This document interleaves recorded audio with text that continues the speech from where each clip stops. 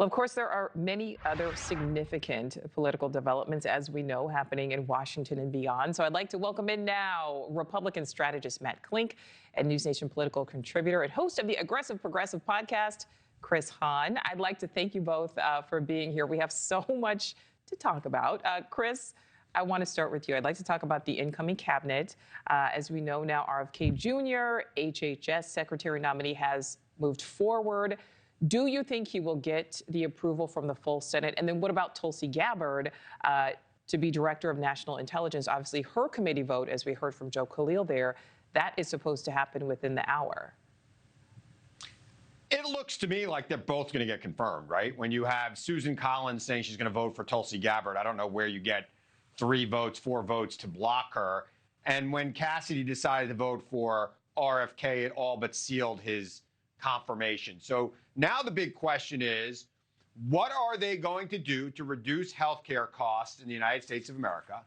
And RFK Jr. says he wants to make America healthy again. I'm all for that.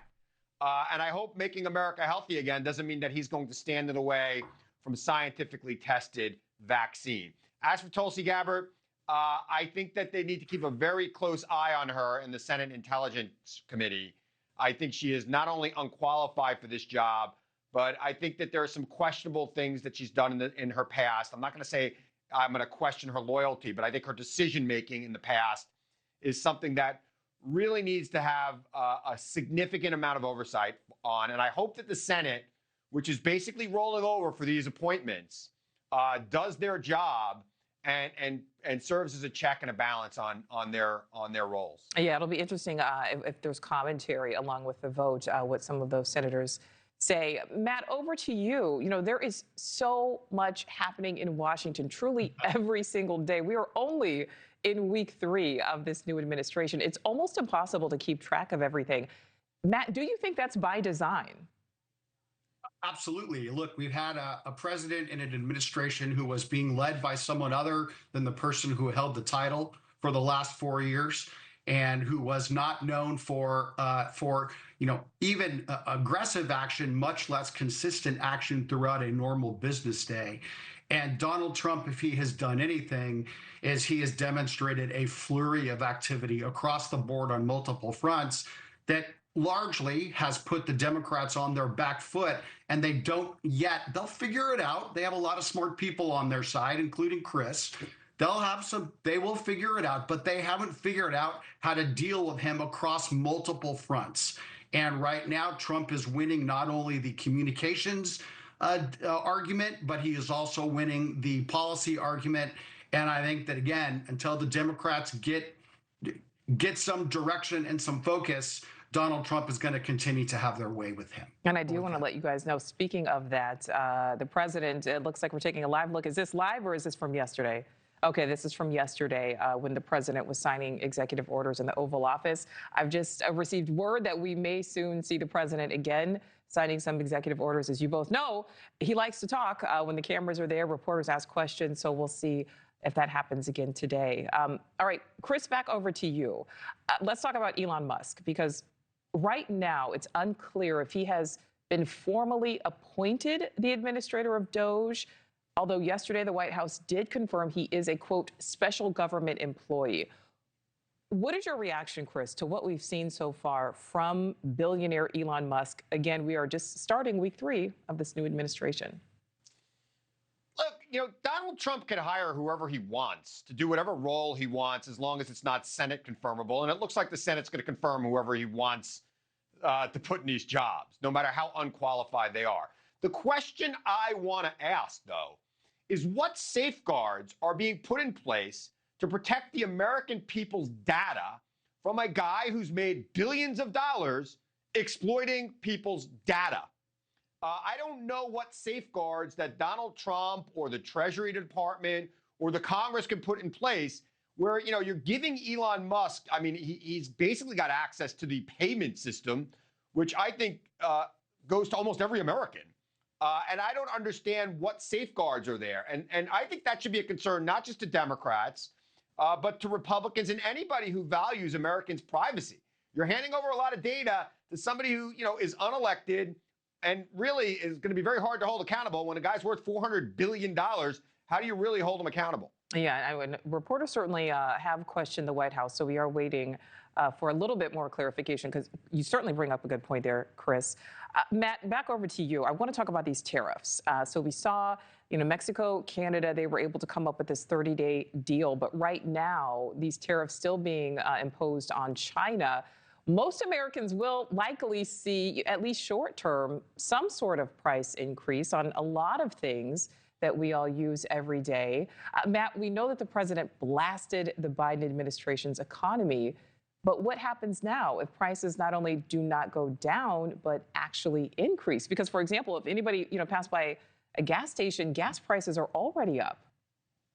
Nicole, you buried the lead. You buried the lead here, though. Look, he negotiated. He got something from Mexico. He did. Win. He did. He got something from Canada. Win. He sends Marco Rubio down to Panama, and they elbow the red Chinese out of running the Panama Canal. Win.